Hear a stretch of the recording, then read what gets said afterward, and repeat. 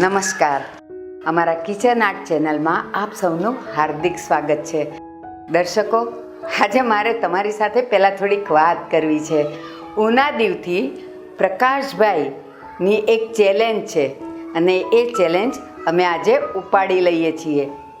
એમની ચેલેન્જ છે કે તમે આટલી બધી રેસીપી બનાવો છો અને આટલી સ્વાદિષ્ટ બનાવો છો, તો મારી એક ચેલેન્જ તમે ઉપાડી શકો? તો એમની ચેલેન્જ શું છે એ તો સાંભળો. એમણે એવું કીધું કે ભરેલા મમરાની સબ્જી તમે બનાવી શકો. અમે કિચન આર્ટના સભ્ય છીએ, બધાની ચેલેન્જ ઉઠાવીએ છીએ, તો પછી પ્રકાશભાઈ શું ચીજ છે? તો ચાલો આજે આપણે એની ચેલેન્જને પડકારીએ અને અમે બનાવીએ છીએ ભરેલા મમરાની સબ્જી. ધ્યાનથી જોજો, અચૂક જોજો, અને ત્યાર પછી તમારી પણ કોઈ ચેલેન્જ હશે ને તો અમે વટથી ઉપાડી લેશું. તો ચાલો તૈયારી કરીએ ભરેલા મમરાની સબ્જી. આજે તો હું પણ બહુ એક્સાઇટેડ છું બનાવવા માટે.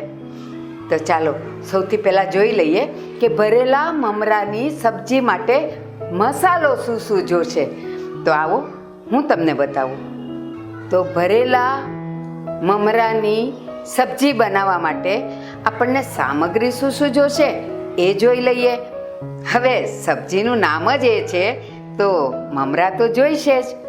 મમરાની સાથે અહીંયા સ્વાદ પ્રમાણે હું મીઠું લઈશ, ગરમ મસાલો, દળેલી ખાંડ, વાટેલા મરચાં, પંજાબી કિંગ મસાલો, લાલ મરચું, કોથમીર, હળદર, આ લસણની પેસ્ટ અને થોડુંક તેલ વઘાર માટે. તો ચાલો હવે રાહ નથી જોવી, એમની ચેલેન્જ ઉપાડીએ અને તૈયારી કરીએ ભરેલા મમરાની સબ્જીની. ચાલો તો આપણે સામગ્રીમાં પહેલાં લઈશું થોડી હળદર, થોડો ગરમ મસાલો, થોડું મરચું, થોડી દળેલી ખાંડ.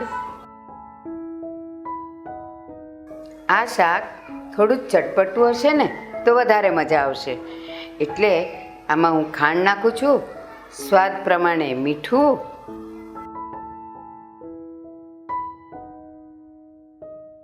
કોથમીર અને પંજાબી કિંગ મસાલો અને વાટેલા આદુ મરચાં.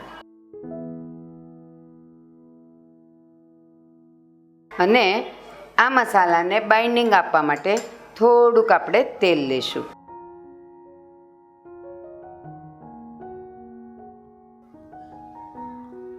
થઈ ગયો મસાલો તૈયાર. આ બધો મસાલો ભેગો થઈ જાય પછી એમાં છેલ્લે લસણની પેસ્ટ નાખવાની છે. તો ચાલો હવે લસણની પેસ્ટ નાખીએ.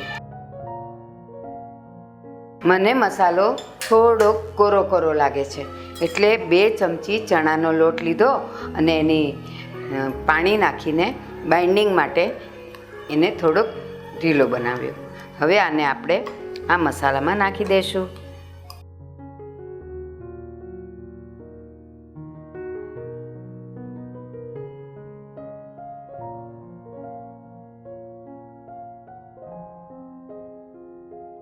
હવે આ મસાલો મમરામાં ભરવા માટે તૈયાર છે.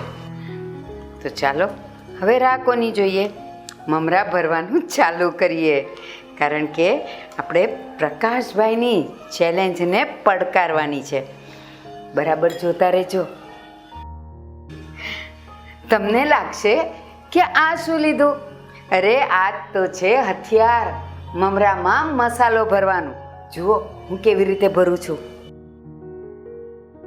આ પાડ્યો ચીરો. ઓ, મમરો તૂટી ગયો, પણ કંઈ વાંધો નહીં, આપણે બીજો મમરો લઈશું. આપણી પાસે તો બહુ બધા મમરા છે.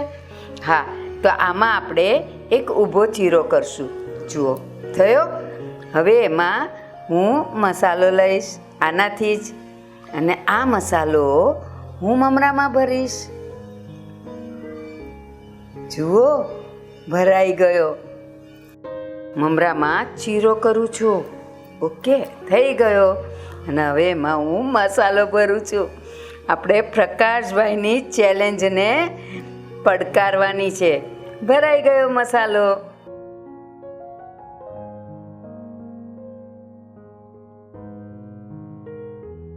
અરે તમે પણ ઘરે ટ્રાય કરજો.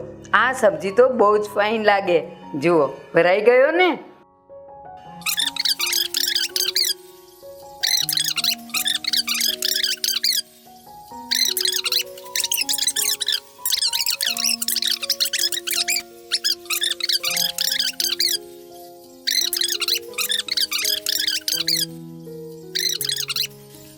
જુઓ, બધા મમરા ભરાઈ ગયા છે.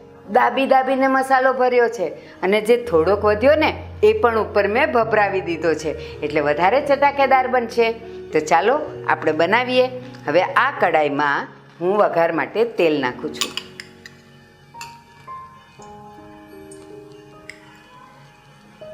આમાં ખાલી અડધી ચમચી તેલ જોશે, વધારે નહીં જોઈએ.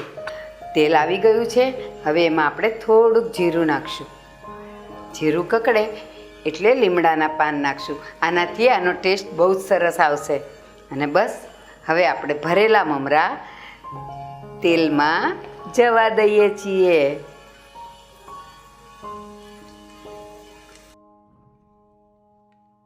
હા હા, લસણ અને કોથમીરનો સ્મેલ એટલી સરસ આવે છે, મને તો થાય છે કે હમણાં જ હું ખાઈ લઈશ. અને આને બહુ ધીમેથી હલાવવાનું, નહીં તો મમરામાં ભરેલો મસાલો નીકળવા માંડશે. એટલે આને સાવ ધીમે ધીમે, એ ભાંગે નહીં, મસાલો નીકળે નહીં, એવી જ રીતે આને હલાવતા રહેવાનું. અને બસ જરાક વારમાં મસાલો ચડી જાય એટલે આને સર્વિંગ પ્લેટમાં કાઢી લેશું. જુઓ, આજુબાજુથી તેલ છૂટવા માંડ્યું છે. એનો અર્થ એમ કે મસાલો બરાબર ચડી ગયો છે અને આપણા ભરેલા મમરાની સબ્જી હવે એકદમ તૈયાર છે. તો ચાલો આપણે એને સર્વ કરીએ. તો તૈયાર છે આપણું ભરેલા મમરાની સબ્જી. કદાચ અત્યાર સુધી યુટ્યુબ એકેય ચેનલમાં નહીં બની હોય. અને અમને કોમેન્ટમાં લખજો કે કેવી લાગી. હા ને? અને હા, તમારી પણ કોઈ ચેલેન્જ હોય ને તો અમને કહેજો, અમે ઉપાડી જ લેશું. તો હવે આપણે ફરી મળીશું નવી રેસીપી સાથે અને તમારી ચેલેન્જ ઉપાડવા. જય શ્રી કૃષ્ણ.